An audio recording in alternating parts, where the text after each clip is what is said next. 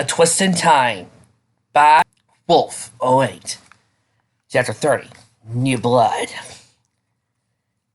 If any of Konoha's new genin had interest in landscaping, they were in luck. Because when Tsunade and Sakura were through Training Ground 6, they left it in a state that would require at least 12 days' worth of D-rank missions to make it semi-recognizable. Ignoring Iruka's pleas of, "But Tsunade-sama, she's only a child," and Sarutobi's insistence that Tsunade use her head, not her fists. To sort things out, Tsunade promptly dragged the bewildered Sakura away to fight her, especially waiting until they were in parameters of a designated training zone, or swinging her first punch at her apprentice, in another life's head. Sakura, who was too dumbfounded by the situation to protest, and rather confused over Tsunade's intentions for wanting to beat her up in the first place, obliged. Now Sakura was significantly smaller and less muscular than Tsunade was.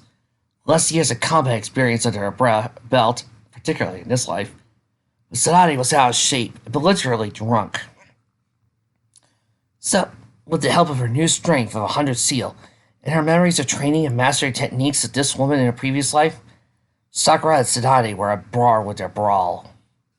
The match was predominantly taijutsu in nature. It was the combat preference for both ninjas. "So, are you going to train me after this?" Sakura panted in the heat of their fight, after springing aside to evade a chakra-induced earthquake that tore the ground beneath her feet. She couldn't help marveling at how impressive her former mentor fought, even when she was intoxicated. Tsunade sat back while wiping smeared off dirt of her face with the back of her hand. "You're a pompous brat and a waste of my time." Sakura gritted her teeth and swung a low, swoopy kick at Tsunade's ankles. Had this woman always been so infuriating before becoming Hokage? Tsunade dodged and aimed a sharp kick to Sakura's hip. Her heel made contact, sending the younger of the two skidding along the ground, sliding through the chunks of earth debris from earlier blows. Wasting no time, she knew Tsunade could be rather unpredictable in moods like this. Sakura sprang to her feet and placing a gloved hand on her damaged hip to heal it. "I did steal your technique, if that's what you're angry about," Sakura growled, growing frustrated. Tsunade's eyes linger on the green glow encompassing Sakura's hand. Sakura pulled it away moments later, when she felt the wound close and balled it in fists. "Everything you see is a product of my own hard work, but I'm still not as strong as I need to be." Sakura leaned forward, pumping chakra down her arms, and took a merciless swing at her former mentor's face. Tsunade managed to catch the chakra-laden fist just in time, but the blow caused her to stumble backwards from sheer force. "You're the only one I wanted to teach me," Sakura hissed, glaring at her older elder through her cold, emerald eyes, voice raspy with frustration and physical exhaustion. Tsunade snorted. "Look, kid, Sakura, whatever your name is, my life is a total mess. I want nothing to do with this wretched village or your foolish ninja lifestyle." Sakura lowered her hands and observed her mentor more carefully, drinking in on how she swayed on the spot. Her eyes were glazed over and cheeks flushed. "Then why did you bother coming here at all?" Sakura asked, crestfallen, as it finally truly occurred to her this wasn't the same woman she knew in the other world. "I was angry and drunk," was Tsunade's blunt reply before letting out a timely hiccup. It appeared her drinking rage was losing its edge. "As soon as I sober up, I'm out of here." Sakura frowned, not fully trusting Tsunade's answer, but not willing to crawl over it pointlessly. Her former mentor was as stubborn as a mule when she wanted to be, so the trick to convincing of her of anything was to catch her in a good mood or experience a stroke of dumb luck. "Fine," Sakura grumbled, turning on her heel. "You have nothing to offer me. Sticking around is a waste of my time." She diverted her attention to the path, condensing to Training Ground 6, or the village, where two figures were standing. Sakura and Iruka, and a thin, dark-haired woman who Sakura hadn't seen in a lifetime early. The woman was clutching her pet pig with one hand, massaging her forehead with another. "Listen here, kid." Tsunade started from behind Sakura, her chakra flaring. Sakura was losing patience. "I've got lives to save and things to learn. If you're not going to help me out, I'll seek guidance elsewhere." She started walking away, towards the spot where Ruka and Tsunade were visiting anxiously, probably gazing the appropriate time to step in. And for the record, my life is quite the mess too. More than you ever imagined. She said Tsunade advanced to retaliate, intense in preparation to defend herself. But the Mimosas stalled abruptly, followed by the gut-wrenching sound of vomiting. Sakura rolled her eyes and departed, leaving Tsunade to care for an inebriated teacher, ignoring Ruka's agonized groan. Well, that was a letdown, was the first thought that popped into Sakura's head when she arrived home. Meeting Tsunade again was supposed to solve some of my problems, not add to the list of them.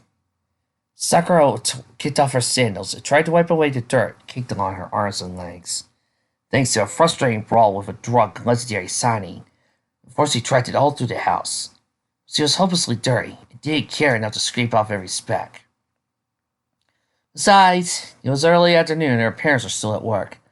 Sakura, is that you? Crap! Hi, Mother. Sakura answered hesitantly when she was halfway down the hall, sparing a nervous glance at the kitchen entrance, just as Mibuki poked her head out. She met Sakura's gaze, and her face fell into something rather serious. Do you need anything? You seem a little off lately, Mibuki asked quietly, abandoning the teacup she had been polishing on a nearby cabinet, scrunching her eyebrows together. Sakura pursed her lips and remained frozen in place, gazing into her mother's vibrant green eyes. She didn't have the energy to pretend she was okay. Mibuki sighed and folded her arms, leaning against the side of the kitchen entrance. I didn't think you could look any worse than the last time I saw you. When you came home for the second exam. Neither did I, Sakura agreed, her voice hollow, remembering the chaotic state of mind she had been when she discovered the time travel scroll's corn. You know, Sakura, as much as you love this ninja business, don't forget to take care of yourself. Are you still seeing the therapist about your unhealthy sleeping habits? Yeah. Sakura mumbled, totally forgotten about that. Felt like a century ago that she blamed Sasuke crossing through her bedroom of violent reactions to night terrors. Good, Ibuki quipped, because a night of distant rest would certainly keep your mind off him. Distraction is key. Sakura nodded, then paused. Wait, keep my mind off who? Ibuki rolled her eyes. Sasuke, of course, unless there's another one now. Sakura swallowed hard, her heart thumping, memories of their recent encounter resurfacing. That's not what all of this is about. We're fine. She lied, tears prickling in the corners of her eyes betraying her words. But her mother just snored in response. Please, Sakura, that boy is far too good-looking not to be a handful. Then Mibuki took a brisk stride forward, pulled Sakura into a one-armed hug, catching her daughter off guard. With her face buried in her mother's shoulder, it became impossible to restrain the tears from spilling down her cheeks. But if he knows what's best for him, he'll come around. Though he doesn't, he's not worth your time anyways. Sakura smiled weakly against the soft fabric of her mother's yellow blouse. She didn't like opening up about her problems to her family members because, as civilian parents, there usually wasn't anything they could do about them. The last thing she wanted was for Mibuki to worry or sick over her. Any more than she already did, at least. But somehow, she still managed to see through and crumble her daughter's wall anyways. Sakura decided to wait until her father returned from work before informing her parents of the company they would receive later that night. Granting her request, the Hokage arranged for 2 Ambu Black Ops bodyguards to keep an eye on Sakura's house at night, definitely, or until Sakura claimed she was no longer in danger, although she doubts she would ever know that for sure.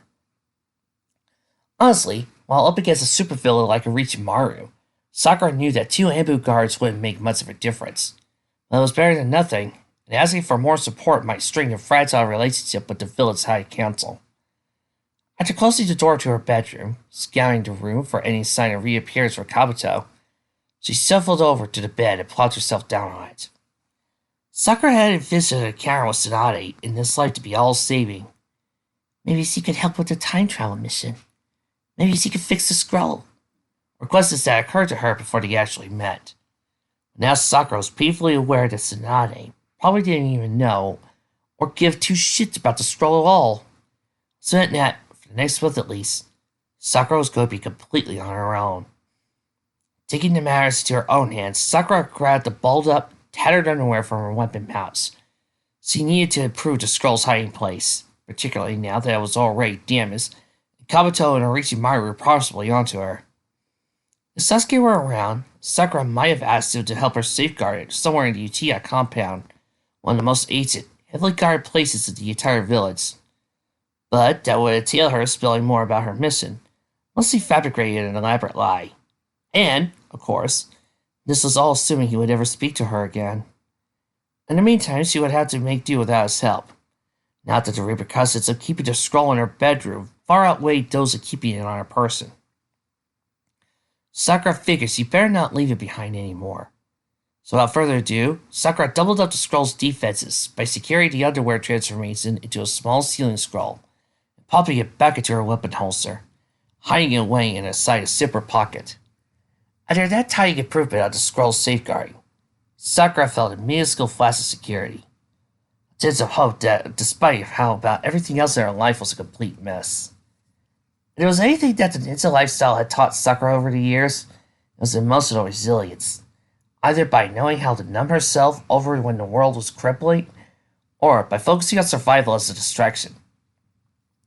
By setting objectives to escape destructive situations despite all odds. Having a hyper-optimistic teammate, Neo and Naruto, certainly helped in that respect. After dinner, Sakura busied herself by tidying up, planting more concealed weapons around her bedroom, for easy access if another break-in occurred, rummaging through her dwindling collection of medicinal herbs. And after an hour or so of this, Sakura decided she might better off seeking distraction elsewhere.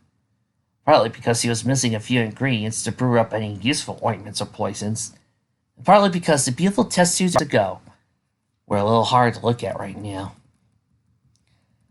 Naturally, Sakura's feet carried her to the village's hospital, which really had become a home away from home to her over the years. There was a buzz of Tsunade's return to Konoha sweeping through the white-tiled hallways, but said medical elitist was nowhere to be found on the premises. Good, Sakura thought bravely, still a little angered by their aggressive encounter earlier that day, and not in the mood for another fight that would pull her spirits down any further. She spent a good portion of her evening with Ino, who was finally mobile, with the help of a walker. And legs had taken the brunt of the damage of Orochimaru's plague, and Sakura suspected that the dark bruises lying them would take at least several months to disappear. But otherwise, to Sakura at least, Ino still looked strikingly beautiful as always. Sure, her face was a little sunken, her skin pale, and her long blonde hair matted and clinging to the stack of her hospital gown. But none of that mattered. She was alive, and her eyes and smile were as radiant as ever. She walked to the hospital cafeteria for an evening cup of tea, Ino with her walker and hospital gown, and Sakura had a casual pair of cropped pants and red top. She was technically off duty, so she wasn't required to wear scrubs or a lab coat. The two of them chatted light-naturedly about the tuning and selection exams, Ino's recovery, and Sakura's plan for the upcoming month. All of the trivial drama between them was temporarily forgotten, it seemed. Is this author a medical professor or something? Well, aside from training for the next exam, I want to learn more about the disease, Sakura said, while dipping the tea bag in and out of her mug of boiled water. Knowing how to cure it now isn't enough to prevent it from spreading. Still understand how it's transmitted or how it evolves. So he decided not to bring up that she knew who the creator of the disease was, or that the disease was designed especially for her. Ino shrugged and blew on the steamy surface of her fruit-flavored tea before taking a small sip. I can't help you there, forehead, she said. I don't even know how I got it. Really? No. She shook her head. I mean, on the second night in the forest, I woke up to a sting in my calf. But I figured it was just a bug bite or something. It wasn't until a couple of days later that the symptoms started to show. Sakura pursed her lips and wrapped her hands around her mug. Weird, she said. It could still mean a lot of things. But if anyone can figure it out, it's you. Sakura glanced up to find Ino was averting her gaze to something on the ground beside her. Her face flushed slightly. After the stuff you did? when no one else could? You know, I kind of feel safer with you around. Sakura felt her own cheeks darken as she stared at her friend. Sir, a comment like that meant Sakura had some mighty big expectations to live up to. She couldn't stop her heart from fluttering. Besides, as he was trying to cast the attention of a cute boy, Ino really dished out compliments. Thanks, pig. Although Ino's condition was no longer life-threatening, nor was he seen contagious, she was required to stay in the quarantine wing for a few more nights so that any symptoms of her relapse could be staunched immediately. After Sakura wandered into the hospital hallway and stood around for a few moments, deciding whether she was ready to go home to the privacy of her thoughts. The doors to the quarantine chamber opened behind her, and Sakura turned back to an eyeful of bright red hair. Her stomach just did a death flip because she knew who this newcomer was, but never imagined seeing him in this context. You're Sakura, right? The young girl asked, pussing up her glasses along the bridge of her slim nose. She appeared about Sakura's age and wore a grass-village head protector across her forehead. Her hair fell in wispy pieces around it. What are you doing here? Was Sakura's blunt, instinctive reply. Because what the hell was this girl doing here? Sakura knew, from her brief encounters with the girl in her previous life, Kyrene, who her name was, that she was a crony of Orochimaru's and a part of Sasuke's team after he betrayed the village.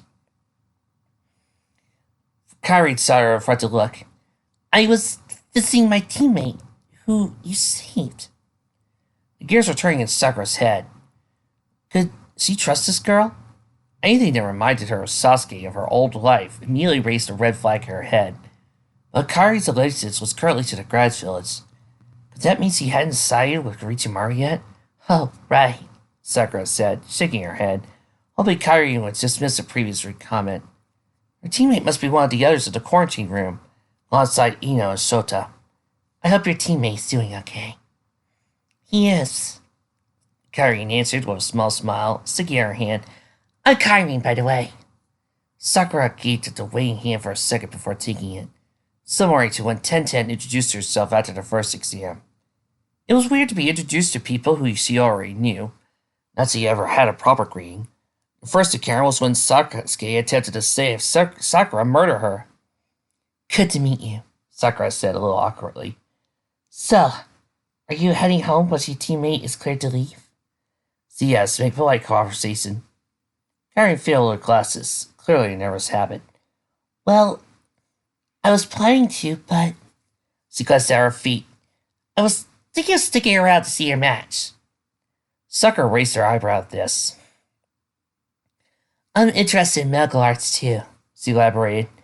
And you're, well, I've never seen an elite medical ninja in combat before, so I thought it might be interesting. Sakura was afraid for the letting the flower get to her head, because for all she knew, Kairi was referring to Kabuto. Surely Shadow Ninjas regarded him as an elitist. Maybe she hoped to see Sakura pummeled to death? But Sakura's untrusting thoughts were merely running astray, and they probably were. Maybe this girl wasn't half bad. Maybe they could actually make good friends. Before Sakura could answer, the emergency wing doors flew open with a bang. 2 stretchers were being hoisted in by a cluster of nurses, civilians, and on-duty ninja security guards. Clear the hall! Someone shouted. They're civilians! Sakura's stomach. For ninjas, there's something innately unsettling about civilian injuries, particularly when they were won from home's village. Not only die more easily due to their lack of chakra, but their death symbolized the failure of their ninja's villages to protect them. As the crowd drew nearer, a terrible idea of it being her parents on those stretchers occurred to Sakura. Her palms grew clammy. When once they were in view, she confirmed that no, they weren't her parents. But that didn't necessarily calm Sakura as she recovered black splotching marks. The disease! Sakura squeaked, her hand flying to her mouth in shock. Ordinary people were being dragged into this mess, too. What the hell was Orochimaru doing? One of the nurses carrying the stretcher noticed the 2 girls standing near. Sakura Haruno! The nurse exclaimed. Just like that, all eyes were trained on her. Come with us, now! Then, in a trance, Sakura followed the horde. On a chance to say goodbye to Kairi. It was a different private chamber. This one's smaller than the one Ino and the others were cooped up in. The new location must be an attempt to keep these patients away from the ones in remission, whose bodies might not tolerate re-exposure to the illness. At this point, it was hard to say whether they had developed immunity to the disease, or whether this was even the exact same disease at all. Once in the room, everyone put on their masks to cover up their lower eyelids in sheer, disposable gloves. Sakura, who was not equipped for medical duty, was handed them two, and quickly pulled back her hair in a messy knot on an elastic at her wrists. It took a moment for Sakura to realize the crowd was party to let her through. She moved ahead without a moment's hesitation. It took her patient's appearances. She tried not to convey her dismay at his sight. The civilians, a man and a woman, definitely bore the symptoms of Orochimaru's disease, except more exaggerated. Perhaps because their bodies were weaker, or perhaps because the disease was somehow assaulting its victims more aggressively. Far more black marks on them than they had seen on the sound ninjas while they were dying in the forest. Sakura reached forward and ripped over the man's shirt to gain better access to his skin beneath it. One of the nearby nurses followed Sakura's lead and did the same with the woman. Just received the spots that creaked along their collarbones, reaching their chests and spreading out like geeky black spider webs. Sakura's heart sank. It was game over. "They're dead," she proclaimed even before checking their vital signs. The room became still. It was never easy to announce these things, but Sakura had grown used to it over the years. She felt many pairs of eyes turn to look at her, demanding an explanation. The parasites had sucked oxygen from the blood around their hearts. She pointed to the trail marks along their torsos, which caused sudden cardiac arrests. She imagined she was reciting a passage from a textbook to mitigate the emotional charge. After a drawn-out pause, several nurses flocked over to check and double-checked their vital signs, shining lights to their pupils, squeezing their pulse points, tapping their knees with small rubber hammers, the only means to confirm Sakura's claim.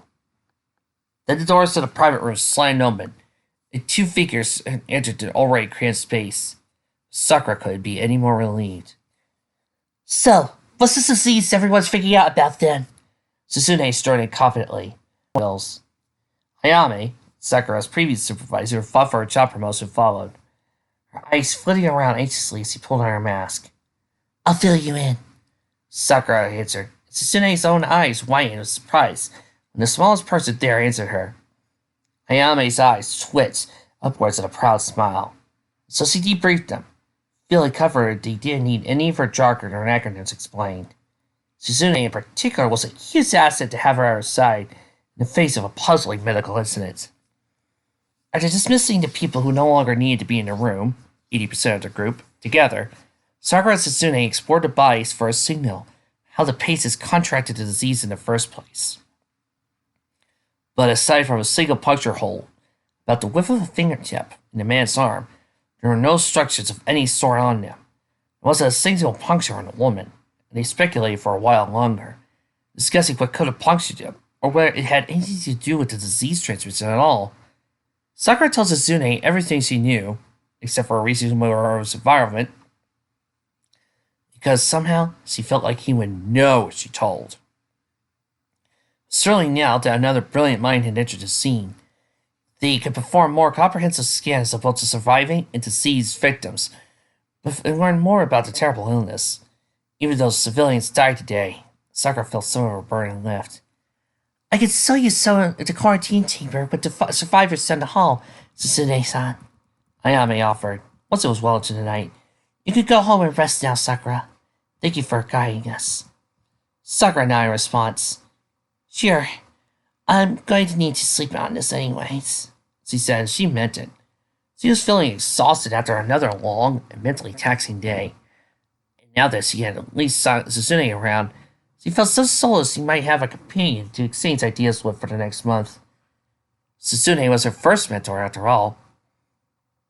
And so she left the room, pulling off her mask and gloves and tossing them into the waistband on the way out. She stumbled on the hallway towards the emergency wing exit, so burned out she didn't know Tsunade standing there, just outside the door, leaning on the wall with her arms folded. Sakura tended to dream vividly on the nights after her patients died in her care. On that particular night, Sakura's dreams carried her back to the land of waves, back to when this new life was fresh and her problems were far simpler. Let's go.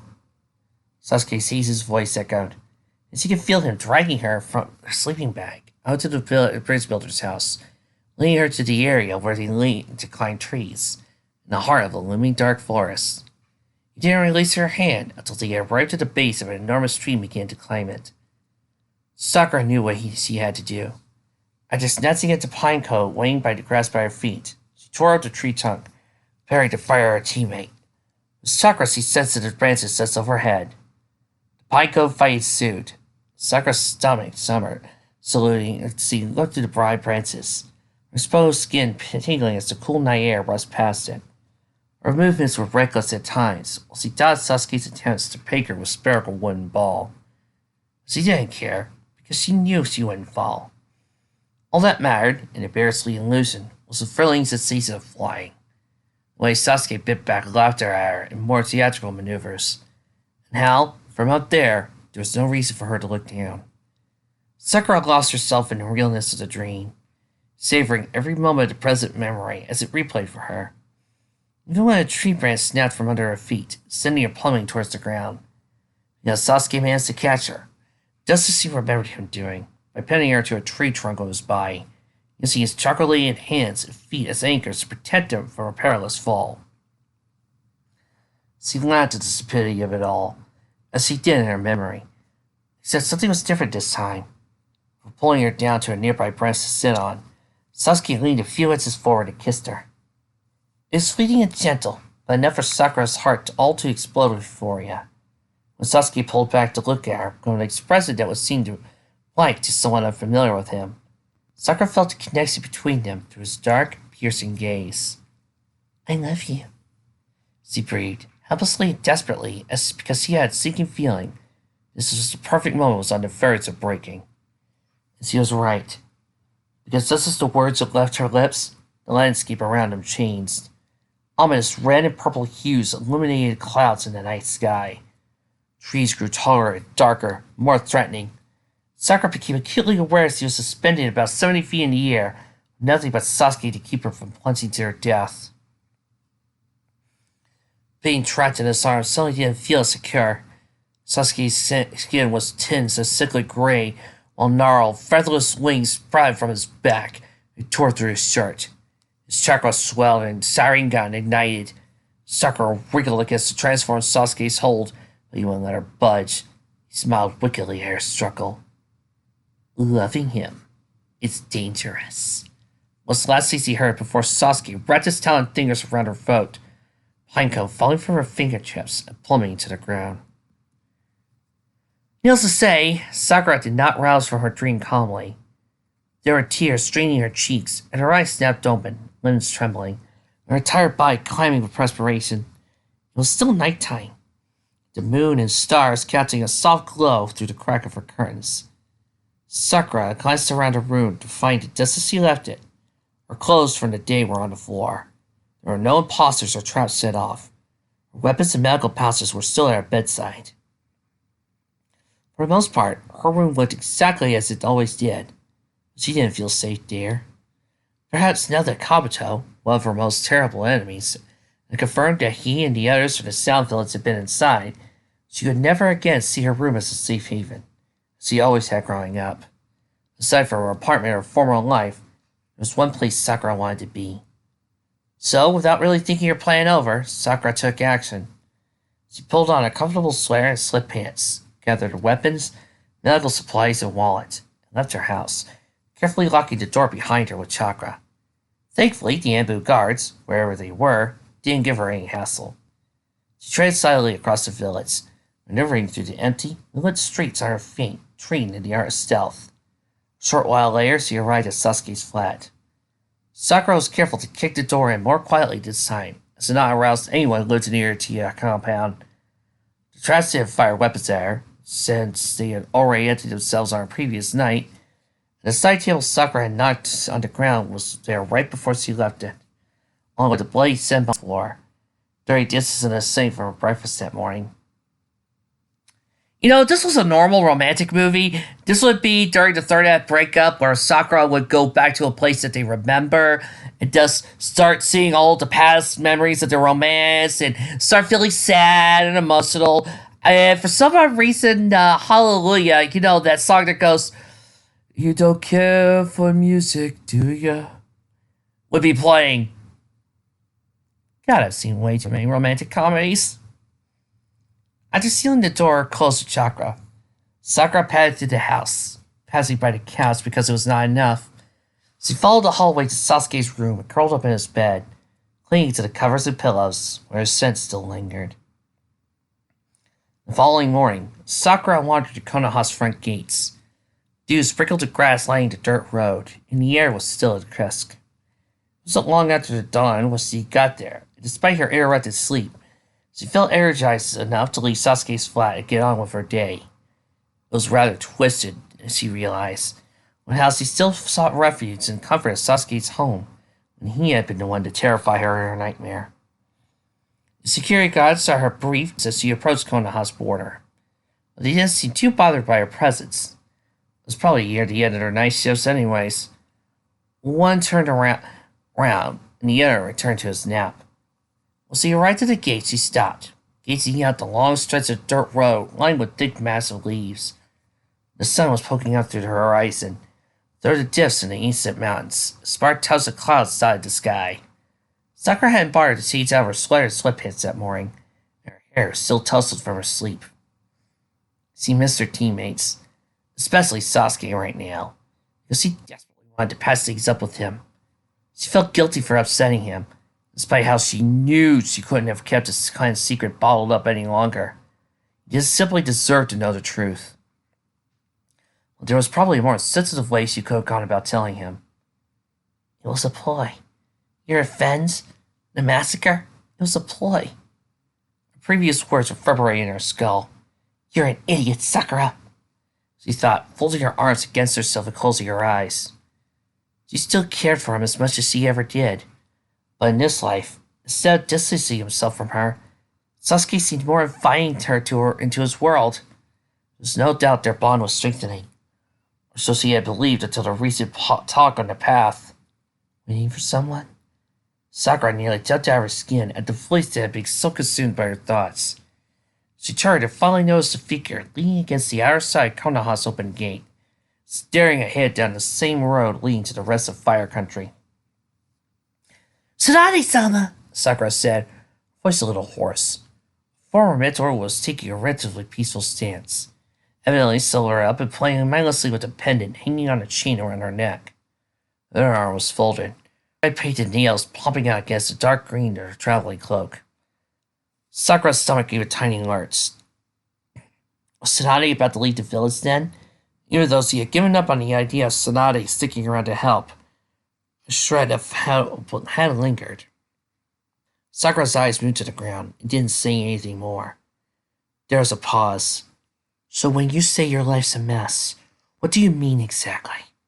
Tsunade asked, breaking the silence without looking in the younger woman's direction. Sakura looked at her head, surprised. It's a long story, she answered honestly. Her mouth was bubbly slightly at her former mentor's unwarranted interest in her. Tsunade raised her eyebrows and caught Sakura a sideways glance. You're from here, kid? She chuckled darkly. Technically, yes. And Sakura didn't care if she sounded mysterious in this moment. What's with all these questions anyways? Am I suddenly not a useless waste of your time then? But Tsunade chose to ignore this comment. A rule of thumb for medical necessities is to avoid injury at all costs, she mumbled, more to herself than to Sakura, turning her eyes to the horizon. Yet you want to learn more skills for combat. Sakura's heart fluttered. She figured there was no harm in making a last-ditch attempt to sway the stubborn Sanin. But there's an exception to that rule, isn't there, Tsunade-sama? You can help me perfect it. She noticed Tsunade's eyes flickered to her forehead. Red lips stretched into a thin line. So you have no interest in learning how to brew ointments, or potions, or whatever? No, I've mastered that, Sakura answered confidently. I've gained all the skills I needed under Tio-sama from Suna. So you neglected to add that she learned a fair share about ointments for Tsunade herself in her previous life. Tsunade brought her eyebrows together, mulling something over. And why exactly do you need to get so strong? She asked with a mild interest, prodding gently. It was an important question to ask. Sakura couldn't know. It's because the creation rebirth technique was a double-edged sword. Now that Sakura had the strength of a 100 seal, she was capable of using it to make her body virtually indestructible, but at the expense of her longevity. It was an advanced yet extremely risky technique to have at her disposal. Sakura figured there was no sense of lying when the truth was disastrous enough story to convince her with. There's a disease spreading through the village, as you may have heard. It was designed by Orochimaru's crony, Kabuto, on his orders. She explained, getting straight to the heart of the matter, knowing how Tsunade's interest seemed to pique at the mention of her former teammate. It's been evolving, and I think something bad's going to happen. To the entire village, and maybe even beyond it. It needs to be stopped. Tsunade was so silent as Sakura continued. They're after me specifically, I've learned. Orochimaru knows I'm the one who discovered the disease and cured it. He sought me out and threatened me.